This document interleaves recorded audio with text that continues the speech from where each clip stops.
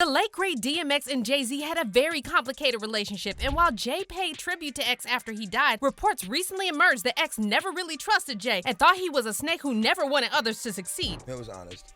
I mean, a lot of people are afraid of honesty. You know what I'm saying? They're afraid to show who they are, you know, because they think it, you know, makes them look weak or whatever, or, you know, well, we all have flaws, man. You know what I'm saying? Anybody who tries to act like they don't, it's full of, well, you know what they're full of. DMX also previously claimed that Jay sabotaged his 6th studio album because he was afraid of the competition. But Jay, of course, never admitted to this. And then there's also the fact that DMX was always very open about the dark side of the industry, whereas Jay, well, a lot of people believe he is the dark side. A lot of the love I had for wanting to be a part of the industry is not there anymore. I don't even associate myself with the industry, you know what I'm saying? I'm not an industry artist. I'm an artist in the industry. So what really went down between DMX and Jay Z? Did X really try to warn us about Jay being a snake? Let's get into it. You know, because at first you retire, you know, then get me off the label, now you're back rapping again. Okay. Just days after DMX died on April 9th, 2021, Jay Z appeared on LeBron James's talk show The Shop and was asked to comment on X's legacy. Jay recalled how he boycotted the Grammys back in 1999 because DMX didn't receive a nomination. And he said that despite the competition between the two of them, there was always a lot of love. A little bit just about like what he meant to the culture and maybe meant to you personally. By the way, the first time I boycotted the Grammys was for him. We both came out that year. He didn't get nominated. He dropped 2 albums, had 2 #1 albums in the same year. Right. I remember that. Yeah. They didn't even nominate him. I won that year for rap album. So my first Grammy win, I wasn't in. I wasn't even in the building because I boycotted for him. So there was a competitive thing, but it was big love. He was so competitive with me. I never met a human being more competitive with me, like ever, not even my big brother.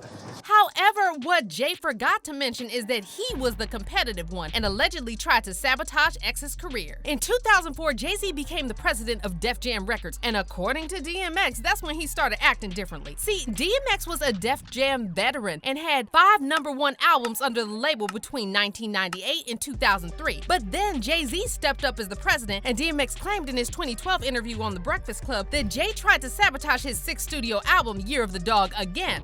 What happened was, you know, like I said, I had the crazy track record, Def Jam, everything was good. You know, I go to do the 6th album, and you know, Jay Z became president. Yeah. You know, when he first got the job, he hit me with the call like, "Yo, dog, inmates is running the building." Like, "Yo, you good?" Finish the album, shoot the video. What happened? Niggas go on vacation and, you know, we don't know. What you mean you don't know? How do you listen to a whole album, pick a single, shoot a video, then don't know? According to X, all this happened because Jay had changed his mind about retiring and wanted to get rid of the competition before his comeback. Okay, I see what's really good. You're trying to eliminate the competition. You know, because at first you retire, you know, then get me off the label, now you're back rapping again. Okay. It's all good. This is when DMX realized that Jay was all about himself and would never care about anyone as long as it served his purpose. And so X left Def Jam to sign with Columbia Records. And there's another reason why DMX reportedly felt that Jay couldn't be trusted, and it has to do with Jay's relationship with those who hold the real power over artists. While both Jay and DMX contribute a lot to the music industry and culture, they moved very differently when it came to doing business. DMX was always very open about how the record label executives control artists and refuse to bow down to them. They got this new breed of rapper that's paying DJs to play their shit. Right. And, you know what I'm saying? They sucking the record label executives dicks, and it's like there's too much of that going on. Right. You know what I'm saying? Let me be me. Let me be the artist that I am and just play my music. You know what I mean? Exactly. Now they want you all up under this, you know, sitting at going to dinner with them and like that, and you know, all that favor for a favor shit. I don't get down like that. Look, I give you the music, you give my money. Jay Z, on the other hand, played the industry games from the get-go, and over the years, he's been accused of betraying many people close to him. One of them is Jay's fellow Rockefeller co-founder, Dame Dash, who claimed that Jay Z was in cahoots with the music industry bosses and sold him out. In 2021, Dame tried to sell his shares in Rockefeller, and he claimed that Jay was willing to buy his stake, but offered him just $1.5 million. Dame was offended by the lowball offer, so he and his team tried to sell Jay's debut album, Reasonable Doubt, as an NFT. But when I was offered a certain amount of money for my interest in Rockefeller Inc., which owns Reasonable Doubt, they offered me like $1.5 million, Jay Z. And I was like, That's some disrespectful shit. So I guess I had to sell it someplace else. And I was talking to my cousin who knew this dude, Ron Sweeney, a lawyer, Ron Sweeney, and they were telling me it might be better to sell it as an NFT and all the things you could do with it. This prompted Rockefeller to file a lawsuit. However, Dame claimed that he never tried to sell a portion of the project and was instead trying to sell his stake in the imprint. I got the lawsuit because, again, I got accused of doing something I didn't to stop me from doing it.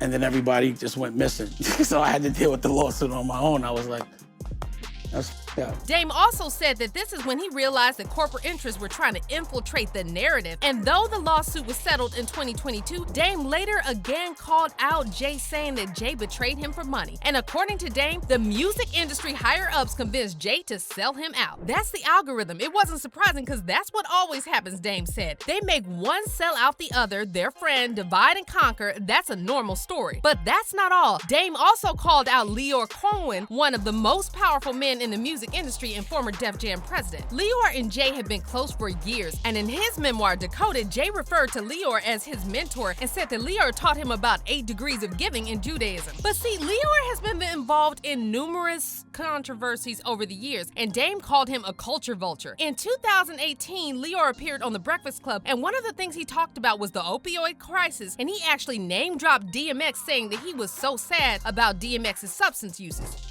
I don't want to give up on people.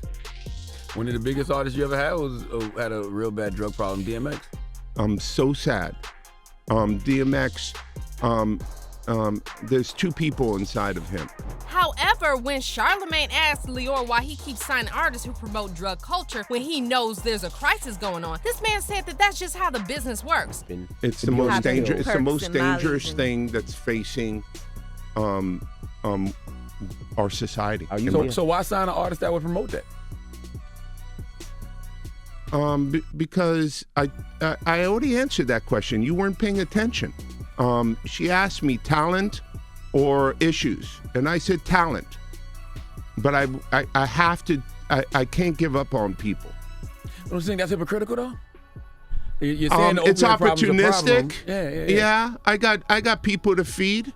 I got a business to run. You're gonna make Dame Dash take this clip and call you a culture vulture. Charlemagne then brought up Dame calling Lyor a culture vulture, and here's how Lyor responded. You're gonna make Dame Dash take this clip and call you a culture vulture.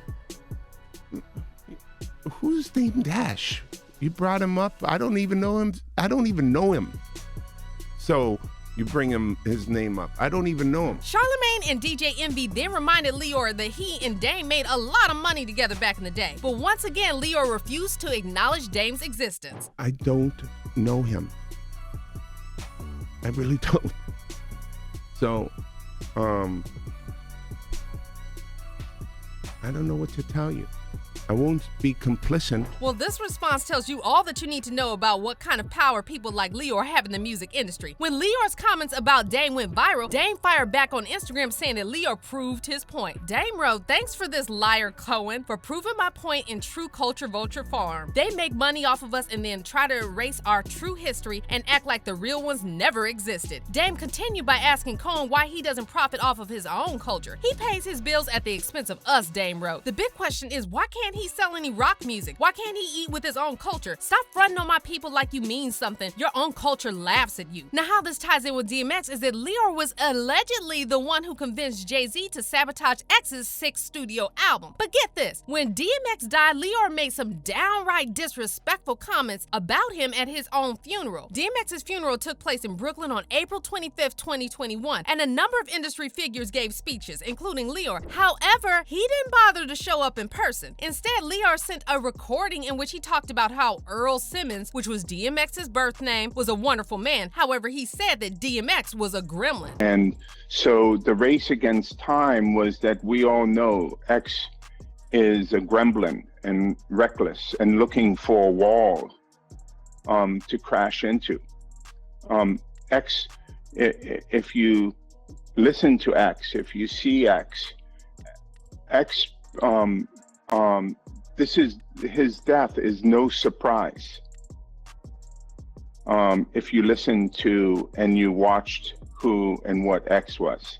Now, why would Would you call a dead man a gremlin at his own funeral and talk about his death was no surprise? Yes, we all know the ex struggled with substance use, but to be this disrespectful at his funeral is wild. And this is the man that Jay Z calls his mentor? Well, it's no wonder DMX never trusted Jay. And fans are saying this is exactly why X will always be more respected among real hip-hop fans. Jay Z is the Gotti of rap, and that's not a compliment, one fan said. He has no respect for anyone but himself and bites off other leaders, rappers, and manipulated them to get to the top. How many times did Jay Z retire to get DMX off the throne? Literally moved him off his label in DMX's prime. And another fan wrote, Jay Z is an understudy of Lyor Cohen. People want to be blind to the facts a lot, but that should tell you everything you need to know, especially when it comes to a lot of his business decisions. But how do you feel about Jay Z and DMX's complicated relationship? Do you think that Jay really betrayed X? Comment down below. And don't miss out on this next story.